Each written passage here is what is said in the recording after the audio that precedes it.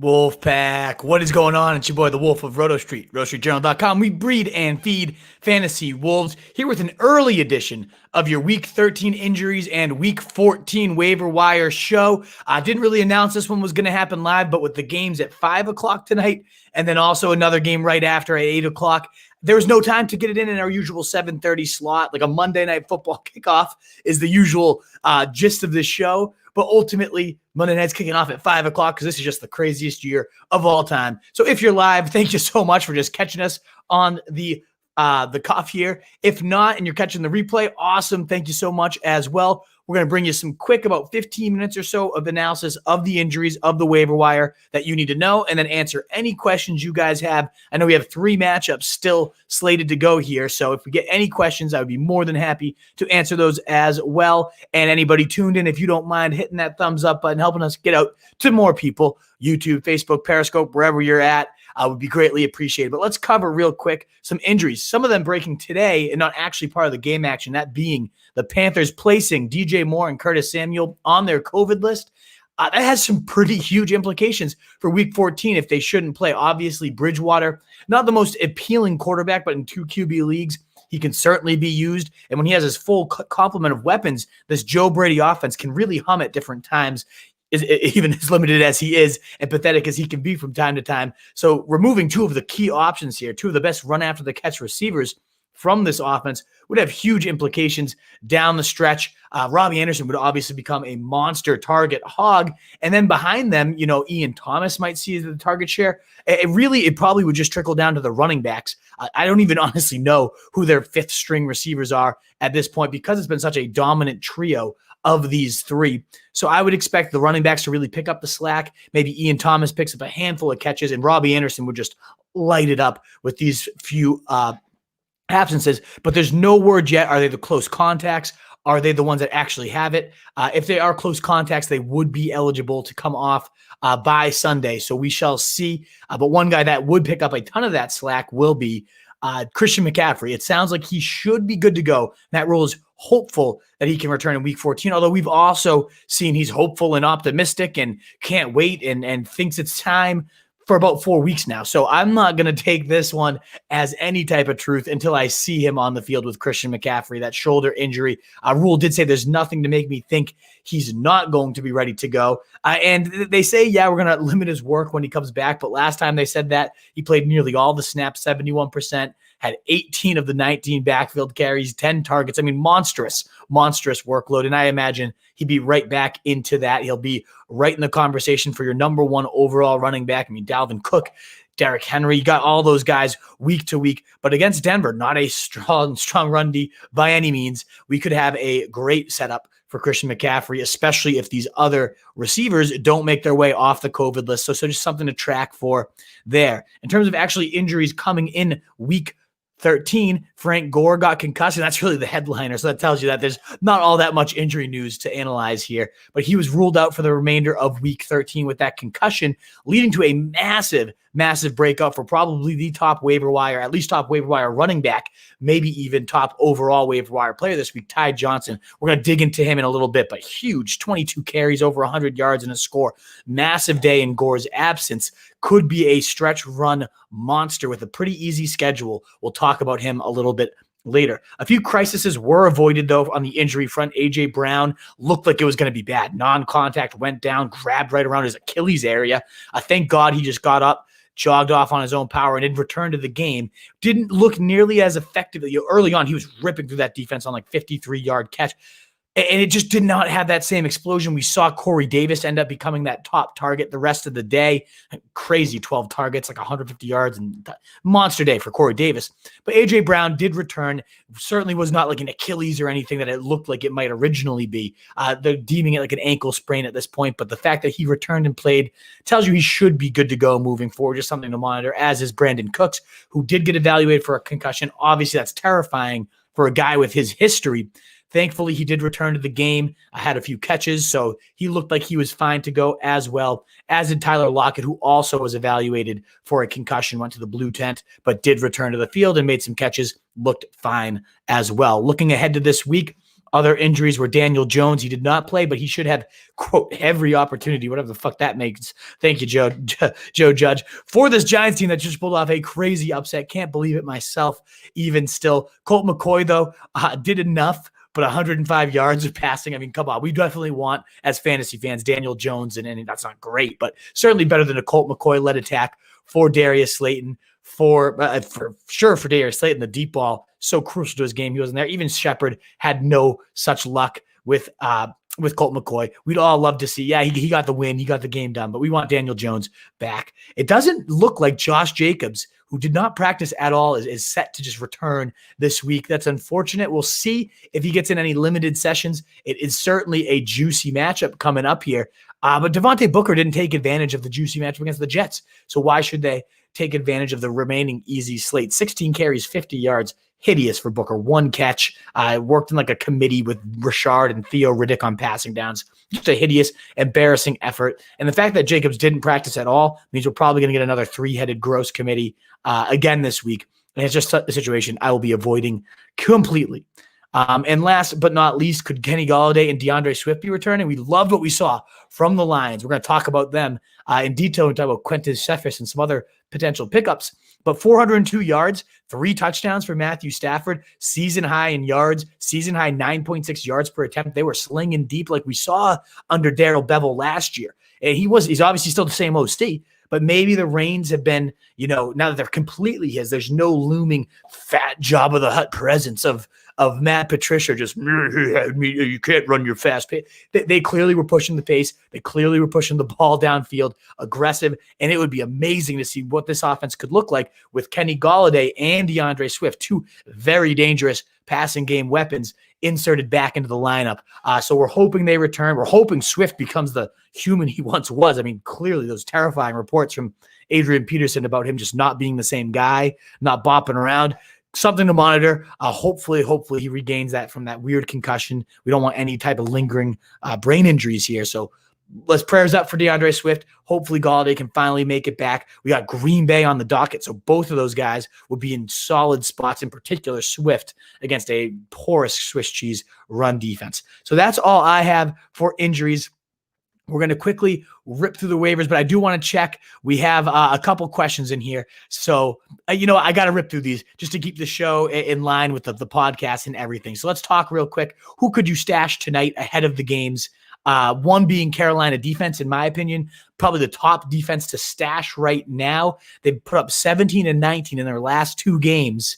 And now they get the Broncos giving up the second most points to opposing defenses. They're at home. We'll see how COVID impacts it. Obviously, some guys put on the close contact list today from their defensive side of the ball, but that's definitely a stash. If you're looking ahead of week 14, you're headed to the playoffs and you have some bench trash, look for them. Maybe Dalton Schultz if you need some tight end help. He's averaging over 6.5 targets per game across his last 4.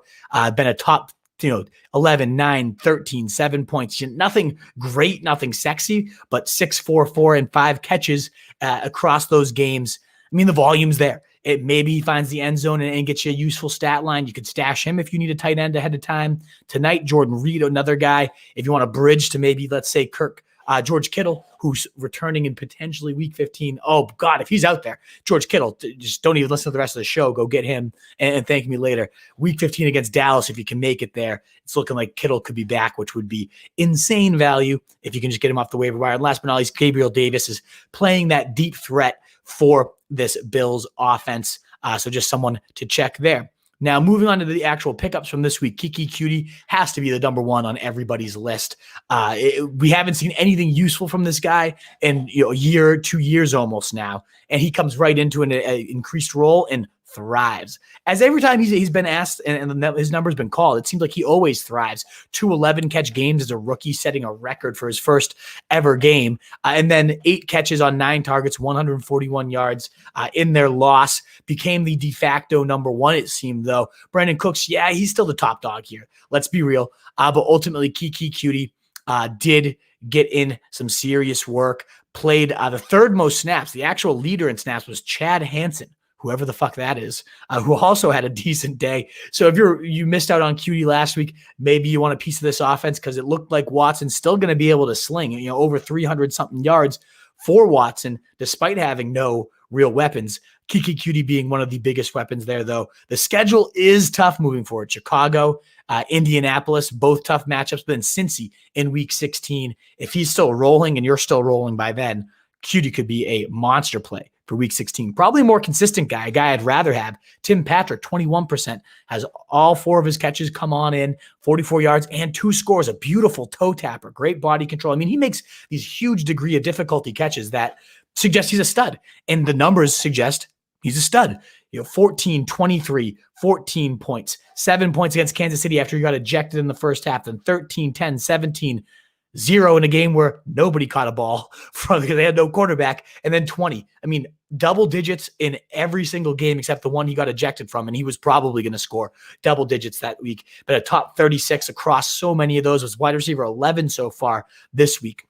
Just a reliable, nice, steady option. Now, Carolina, Buffalo, Chargers, all bottom 10 matchups. So not great schedule here for Tim Patrick, but to me, he's the number one. Who knows what Jerry Jeudy did to Drew Lock's girlfriend or wife or whatever. But Jerry Jeudy just goes out there and as he said last night, his own Twitter, thanks for the conditioning. He just goes out and runs.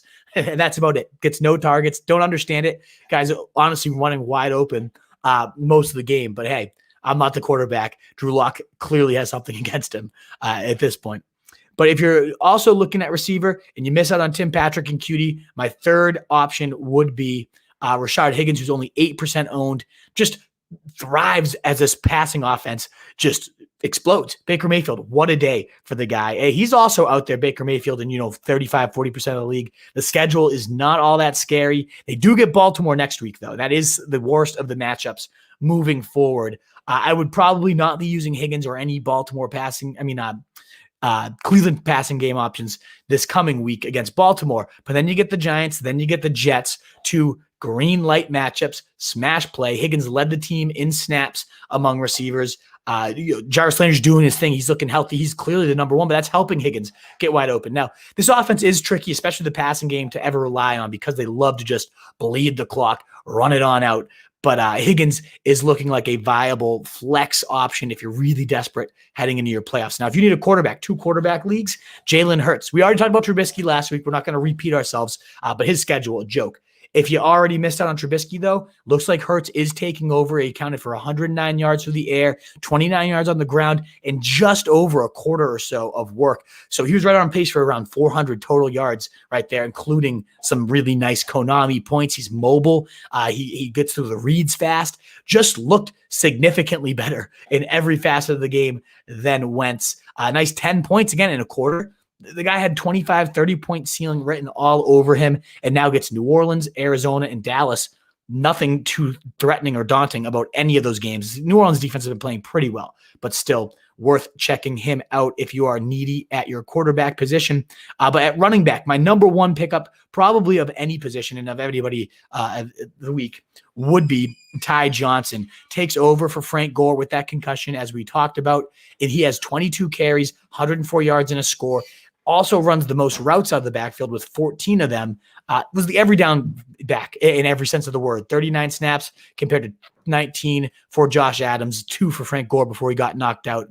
Just as soon as you trust Frank Gore, of course, that's what happens. But Ty Johnson, the every down horse, and gets the Seahawks, 11th most points to backs. Los Angeles Rams in week 15, not a great spot, but then Cleveland week 16, nothing great, but nothing also daunting either for Ty Johnson. So he's the number one running back of the week, really the only one that I think is worth looking at all. If you have other running backs, other than handcuffs, of course, let us know cuffing season, who you're worried about, what you want. And last 2 pickups, so I have 5 minutes to get to all questions before kickoff tonight.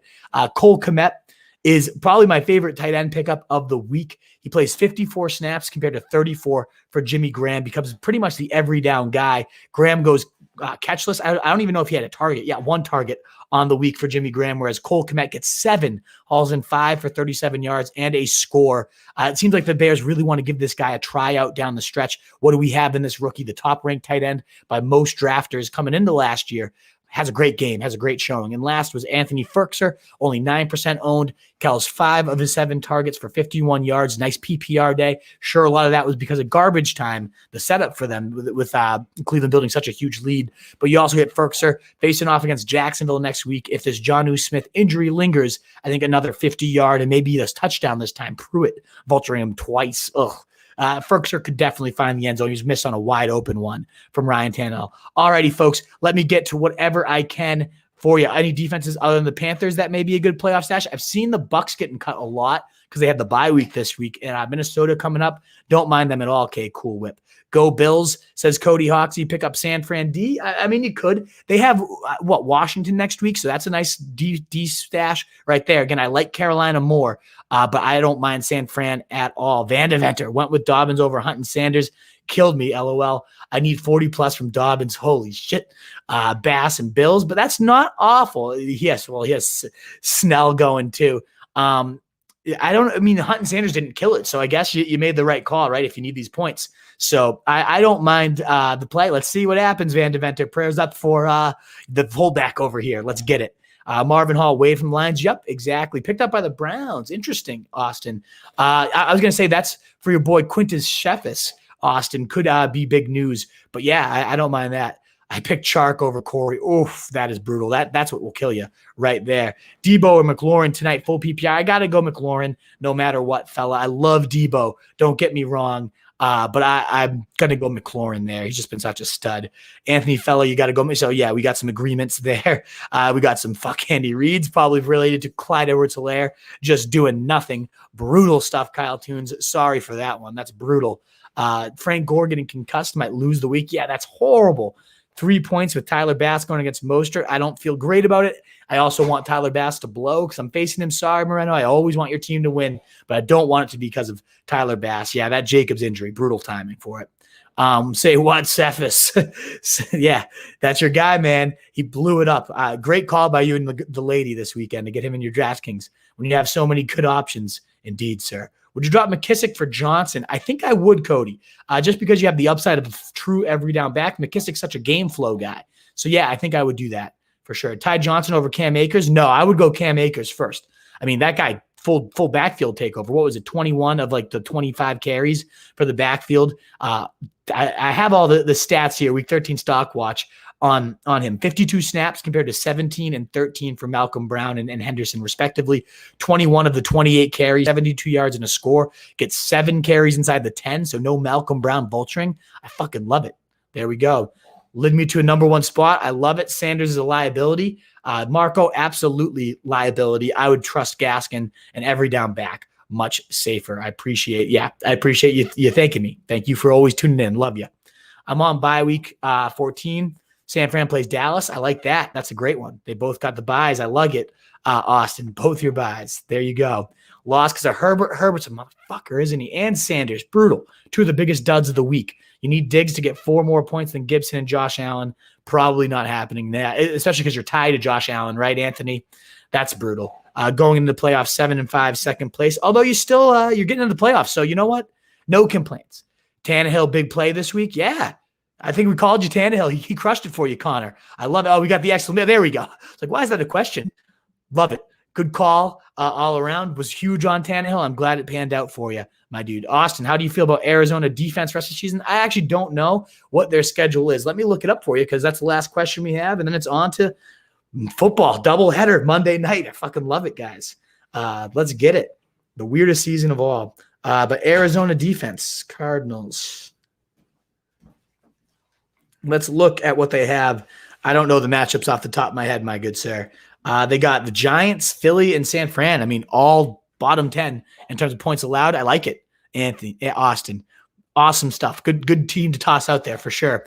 Alrighty, Wolfpack. Well, we got football on the television. I'm down by 10. I need Antonio Gibson and Deebo Samuel to beat out Tyler Bass in a 10-point lead. I like my odds, but certainly it's not a gimme by any means. And then I need Deebo Samuel to go completely berserk in my other league against my father, who's probably going to win, which is devastating. So let's pray for a big night from Deebo. Hopefully Antonio Gibson can crush it. But Wolfpack, thank you so much. I know this was kind of a quick waiver wire show, but it is early kickoff. I figured that's what people would want. And there's just not that much out there. If you're still in it in week 14, there's very few people that are actually looking at the waiver wire. So best of luck. Whatever you need this night tonight, let's get those W's, Wolfpack. I'm out. You can find all our stuff at roasterjournal.com and connect with me at RotoStreetWolf. Thumbs up. Hit the subscribe button wherever you're at. If you're catching a replay and you'd like to come and join the live conversation, turn the notification on. We'd love to have you comment on it. And Wolfpack, go get those W's. We'll see you guys later.